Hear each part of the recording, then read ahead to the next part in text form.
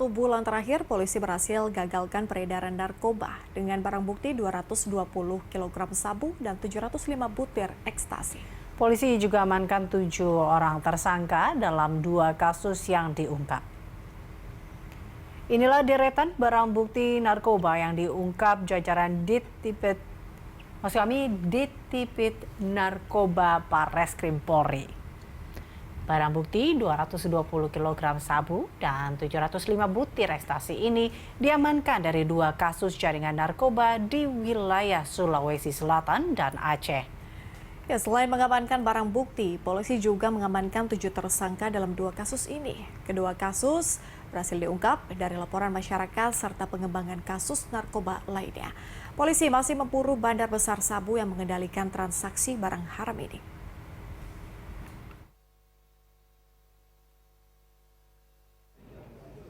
Pada siang menjelang sore ini kita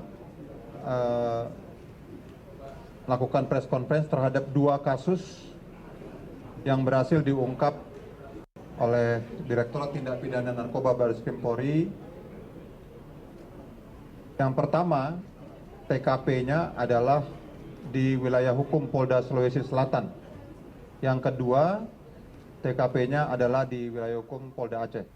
Pemirsa, Kapolri Jenderal Polisi Listio Sigit Prabowo beberapa kali menegaskan soal komitmennya memberantas peredaran narkoba. Pasalnya, maraknya oknum polisi yang terjerat barang haram ini dikhawatirkan akan menggerus citra Bayangkara.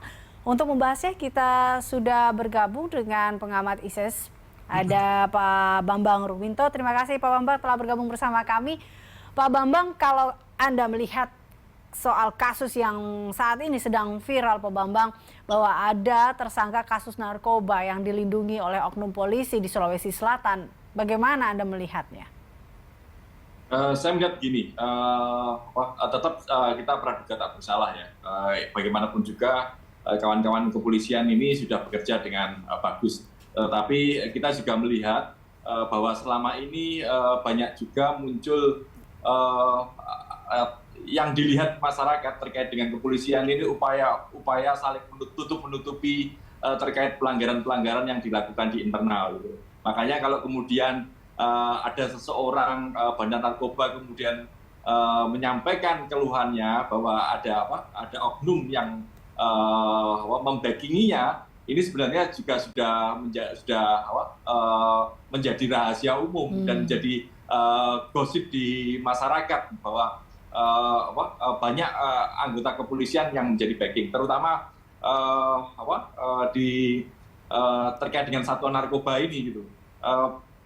Memang perlu pengawasan yang lebih ketat terkait dengan penyalahgunaan narkoba maupun pelanggaran-pelanggaran terkait narkoba di internal kepolisian. Saya melihatnya sampai sekarang belum ada sanksi yang tegas dan konkret terkait itu. Salah satu contoh kasus Irjen Teddy Minahasa yang sudah clear dan menjadi sorotan publik sampai sekarang juga belum digelar sidang kode etiknya. Padahal kalau kita melihat kasus pembunuhan Joshua yang menyangkut Irjen Verdi Sambo, itu sidang etik digelar juga jauh sebelum sidang pidananya dilakukan. Tapi sidang etik Irjen Teddy Minahasa ini sampai sekarang juga belum digelar. Makanya saya melihat langkah konkret dan sanksi tegas itu belum tampak di kepolisian. Tapi kalau kita lihat dari kasus ini, Pak Bambang, kan ini informasinya Propam Polda Sulsel akan diterjunkan dalam kasus ini. Menurut Anda ini sebagai salah satu wujud tadi untuk komitmen bersih-bersih tadi, atau sudah tepatkah mungkin langkah ini? Ya, itu kan sebuah langkah yang prosedural ya, yang dilakukan oleh kepolisian ketika muncul isu seperti itu. Tapi yang lebih konkret seharusnya segera mengusutnya, menanyakan siapa pelaku yang membackingi itu, dan ini tentunya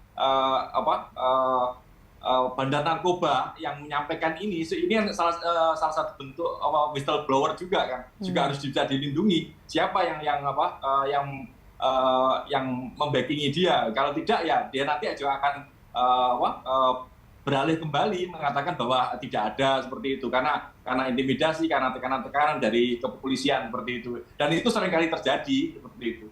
Oke, tadi di awal kita tahu bahwa Kapolri Jenderal Polisi Listio Sigit Prabowo beberapa kali menegaskan komitmennya. Bagaimana Anda melihat komitmen Kapolri yang berkali-kali menyebutkan soal pemberantasan narkoba ini? Ya, komitmen itu hanya sekedar komitmen saja tanpa ada langkah konkret dan tindakan yang tegas gitu loh. Makanya terkait dengan penyalahgunaan atau pelanggaran personil kepolisian yang terlibat dengan narkoba, terutama yang terkait dengan jaringan distribusi, terus kemudian penjual seperti itu, ya tidak harus benar-benar konkret, tegas, harus segera dilakukan sidang etik untuk segera direkomendasikan untuk di PTDH seperti itu. Tanpa ampun. Kalau tidak ya akhirnya ya seperti ini, tidak memberikan efek jera, akan terulang terus seperti itu. Oke, Anda melihat bahwa dari kasus narkoba yang menjerat oknum polisi ini seperti sebuah fenomena gunung es seperti itu, Pak Bambang?